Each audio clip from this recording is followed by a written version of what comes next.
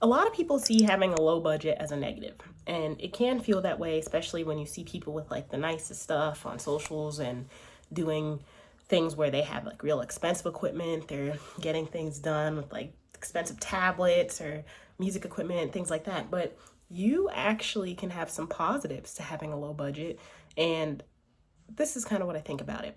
See, there's kind of a flip side to having a low budget. I know people think about the negatives, it being expensive, it being hard to get in, the barrier to entry, and a lot of other problems. But as we've learned, a lot of people have created whole careers out of their bedroom.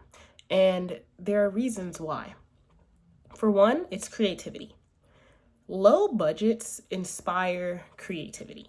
I say that because you have to figure out workarounds to get to where you need to go. And you don't have the budget to just buy any expensive equipment that you want and get started. So you're working within your means, learning what your means are, and then creating from there. So when you're being able to do that, it inspires creativity. It gets you thinking about ideas, and it's relatable. People can relate to having a low budget, to trying to follow your passion without having thousands upon thousands of dollars to spend on video equipment or art equipment or music equipment. So they can understand and also use those techniques to also do what they want to do, their passion as well. So you can get started with your passions.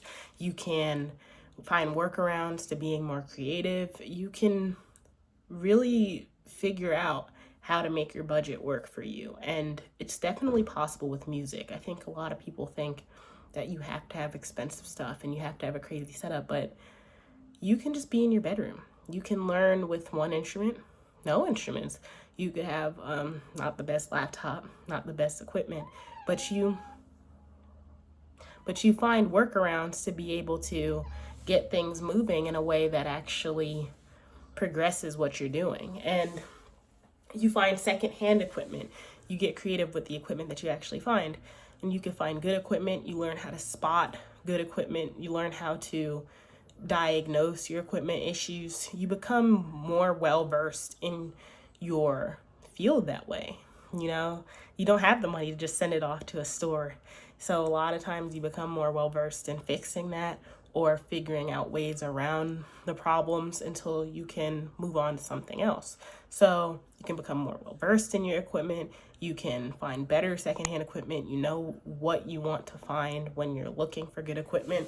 You get working knowledge of those things. You can figure out ideas, and you have to get creative, and it inspires creativity. So I know a lot of people see it as negative to have a low budget, and I used to for a little bit, but I realized that if I hadn't, I wouldn't have learned how to do many of the things that I do now without it.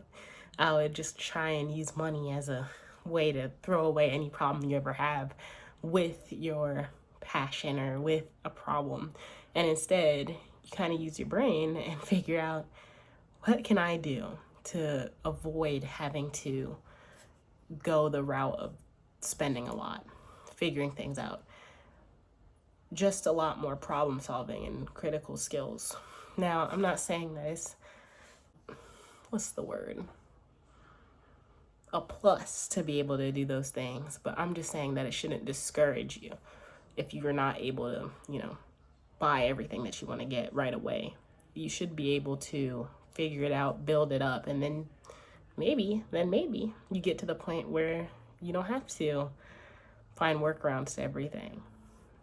But I'm under the camp that it can inspire creativity and you can do amazing things with a low budget, which is what I'm going to be talking about for a little bit, because I want to help and show what you can do with a low budget. So, till then, I'll see you tomorrow.